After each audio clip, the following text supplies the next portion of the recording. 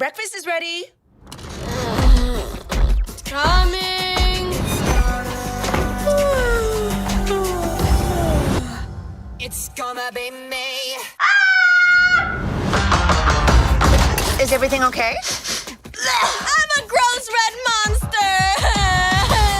Don't look at me. Stay back. This happened already? What did you say? First of all, Jane, hi, it's nice to meet you. Nice to meet you too, Chris.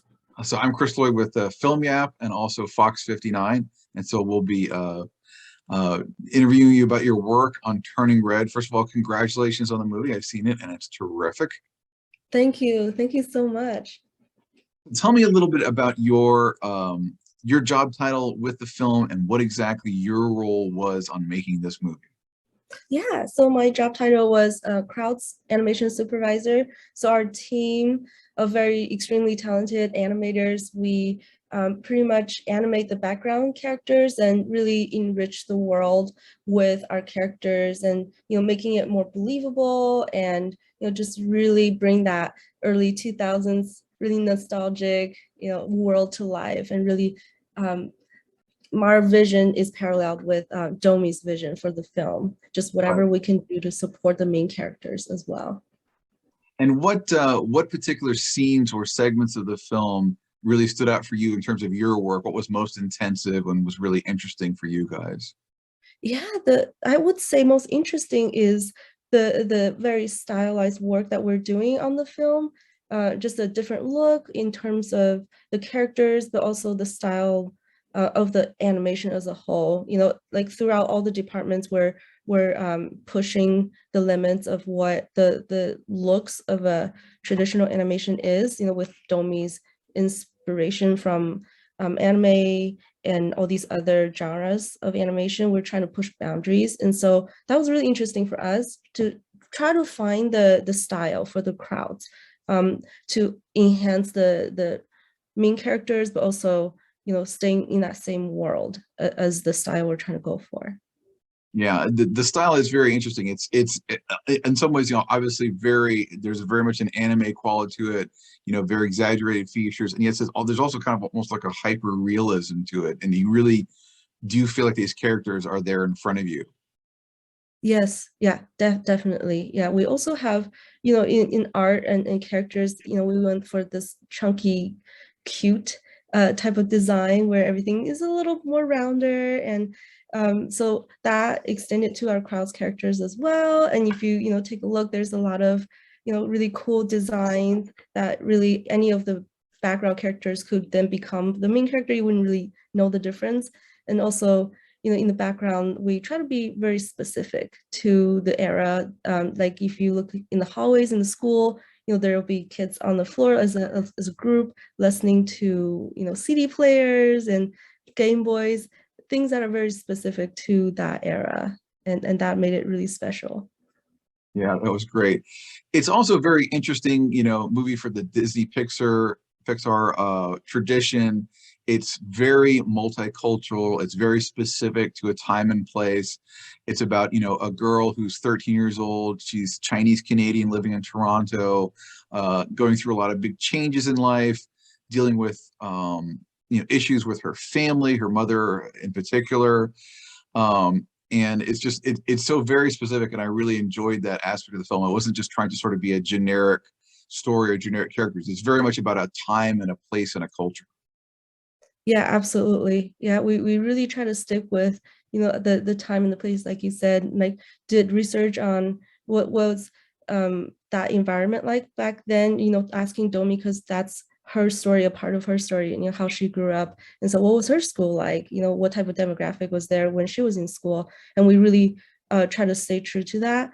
And so, just from Domi giving us that information, we were able to, I think, reflect her time at school, and hopefully people are, able to relate to that when they watch the film. Yeah. And so you have a very personal connection to the story in that you actually emigrated to the United States when you were around the same age as the main character. So obviously I mean, I can only imagine when you heard about this movie that was going to be produced, that must have been very exciting for you on a personal level. Oh, absolutely. Yeah. And having worked with Domi on Bao, her short before, I had such a great experience working with her that I definitely wanted to be a part of this film as well. But like you said, I had a very personal, I can relate very personally to the story and her journey. Of course, our stories are different, but I totally get, being, Chinese American and just having that cultural experience here. And yeah, I was relatable to this movie on so many levels, and I was the same age as her, and so I really related to May and her whole coming of age, in a different setup, and what that was like. Yeah, it was such a special project to be a part of. Tell me about what it was like for you growing up. So I don't know, did you actually move to Indiana or did you just go to school at IU? Yeah, I am. So I was from Beijing, China, and then I immigrated to New Mexico and lived there for about 5 years. And then I came over to Indiana. We had relatives here, so we wanted to be closer to them, but then also to go to Indiana University. And yeah, it was such a great experience. I majored in studio art and pursued my passion here. And I love Indiana. Yeah, it's a great And tell me a place. little bit about some of the coursework that you did at Indiana, how that sort of fed into your career choices and, sort of started you down the path of becoming a Disney Pixar animator. Oh, yeah, definitely. So I enrolled in, my major was studio art. And so I love drawing. I love anything art related. And Indiana University had a great art program. So after that, I just like went and pursued that career. But then, I really wanted to try animation as well. So I also looked into our animation program. And then I discovered that, through the art program, that there's a whole other genre of 3D animation. I wanted to pursue that further after graduating. So having that foundation at Indiana University of studio art, and really figure out my work ethic, and just having that really strong foundation really set me up for the next step in my career, which is 3D animation. And so I understand you've been with Disney Pixar for about 10 years now, is that right? Correct, yes. And if you could just walk us a little bit through the films, projects that you've worked on. You mentioned the short film that this director made, which won an Oscar, by the way. Yes, So just tell me a little bit about, the different projects you've worked on sure. there. Yeah, my very first project was Monsters University. And yes, I came in through the internship program, the animation internship, and I felt extremely lucky and had such a great time. So I felt even more lucky after that to be able to work on Monsters University. And after that, I worked on so many projects. To name a few, Coco was another really great project that really helped me to advance as an animator. And let's see, oh my goodness, there's so many. I also worked on some shorts. Um, let's see, Toy Story: The Time Forgot. And I Mhm. also got to work on some theme park projects like the Incredicoaster. There's some animations there. So it's not just restricted to just animation and feature films, but we also have chances to work on an array of other really incredibly fun projects. Yeah. And let me think.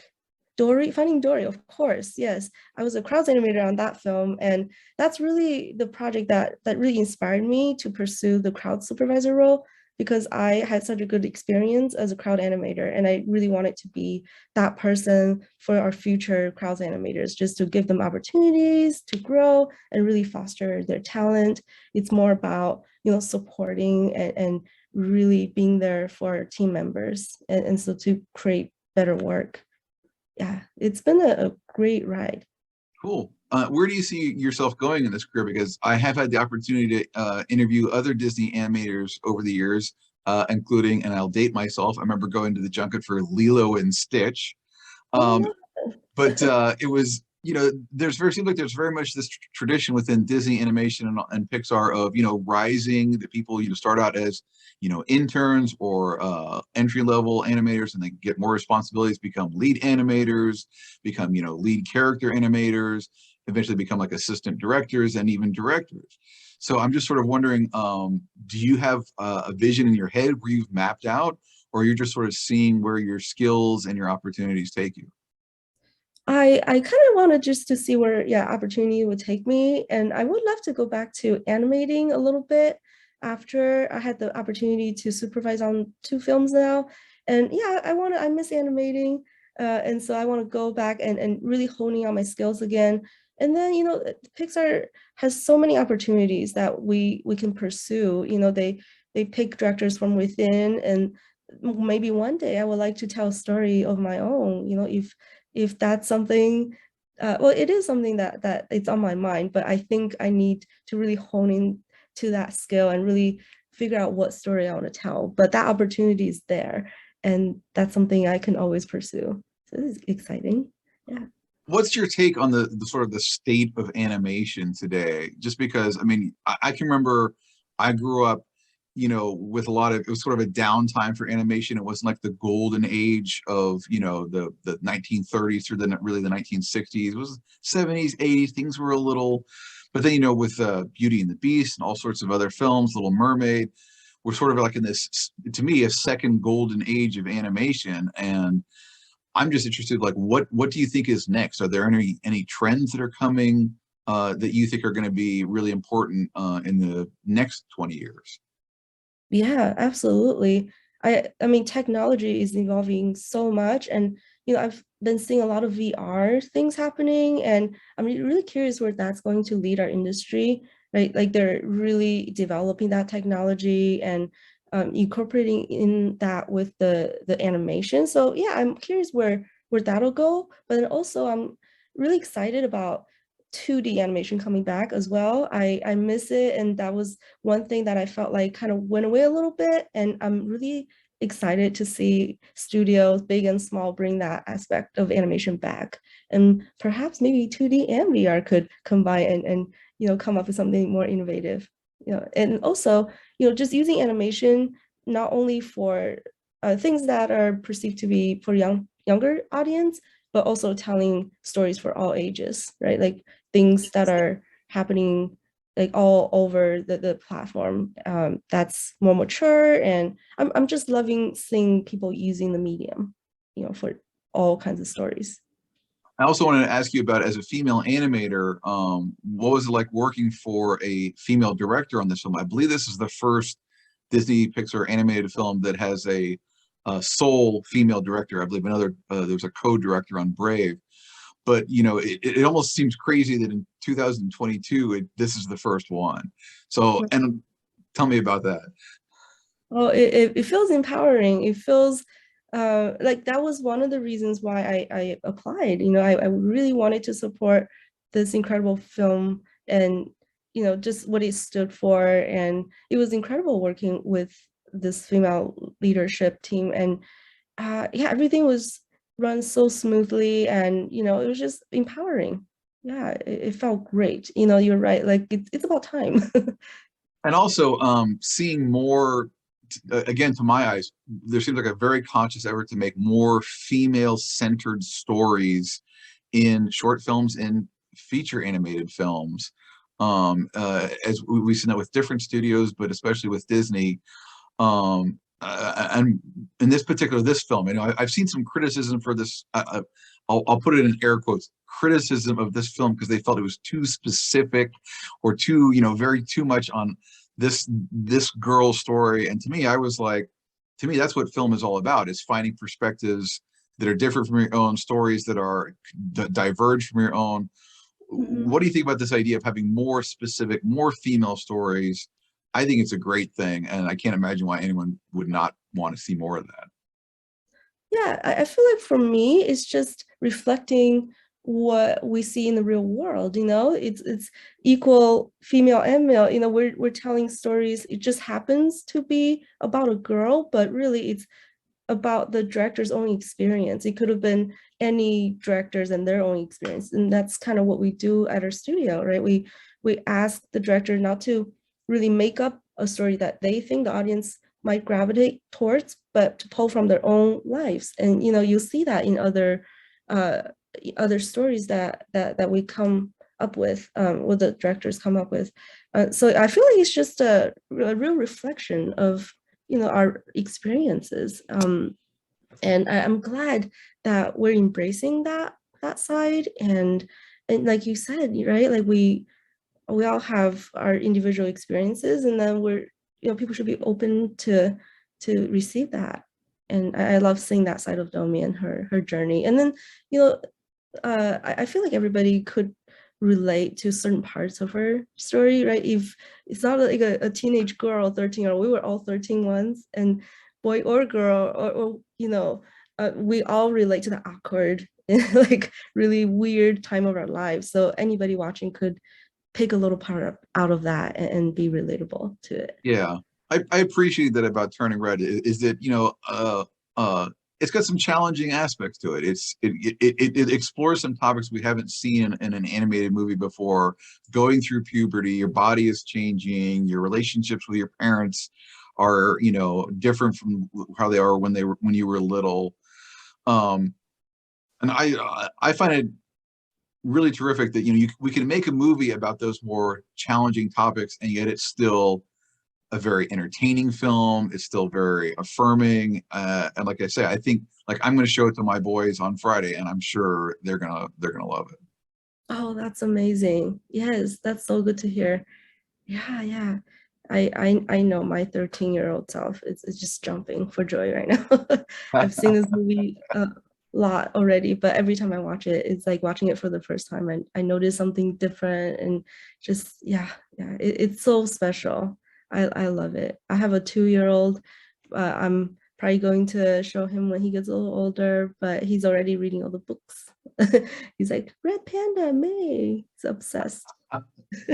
What does becoming a parent, how has that changed your perspective as an artist in terms of approaching these stories? Because I often tell people, and I don't say this to be in a discouraging way, but I said, to me, the biggest diverge in life is not between ages, genders, sexes, anything like that. It's really between people who are parents and people who are not. And that's not to devalue people who do not have kids, but once you become a parent, I always tell people just your perspective on everything changes. And I wanted to see if you felt that way with relating to your work and your career.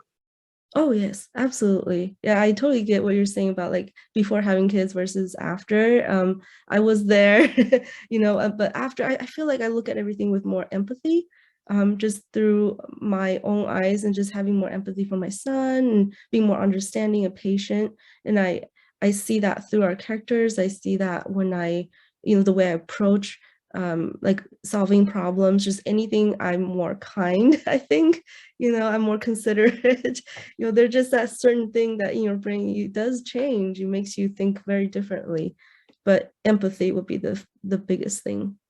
I understand your child is just 2, but I really enjoy getting to watch these films with my kids. Whenever possible, I try to, when I'm screening it for reviewing it or for interviews like this, I really try to watch it with them and see how they react to it, because sometimes we respond on the same level, but oftentimes it's different. Yeah, right. Oh, I can't wait for that stage to happen. Right now, it's more of the tiny kid friendly programs for me. Yeah. Well, I see we're almost up on our time, so I'll leave you with this one last question that I wanted to ask is, so let's say I'm a 13 or 14-year-old girl or boy in Indiana who likes to draw and doing things like that, and maybe they dream about becoming working for Disney Pixar one day and working on a big feature film like this. What advice would you give to them in terms of working on their skills, working on their careers? What sort of advice would you give to a young person who wants to be in your shoes? Oh, yes, I would say to keep doing what you're doing. You know, if you're drawing, if you're sketching, keep sketching. And you know, if you want to do, you know, graphic design or animation, you know, just keep pursuing that passion. Find a school that has good programs and pursue that and research. You know, you could even reach out to artists that there's plenty of like platforms that like LinkedIn, right? You can reach out and ask questions and you know, just really research the art form and just keep going. You know, let your passion drive your journey and don't give up. Yeah, it's perseverance is the key. All right, Jane. Well, thanks very much for your time. I appreciate it. Best of luck to you, and thanks again for the film. Oh, thank you so much. Thank you for your time. It was a pleasure.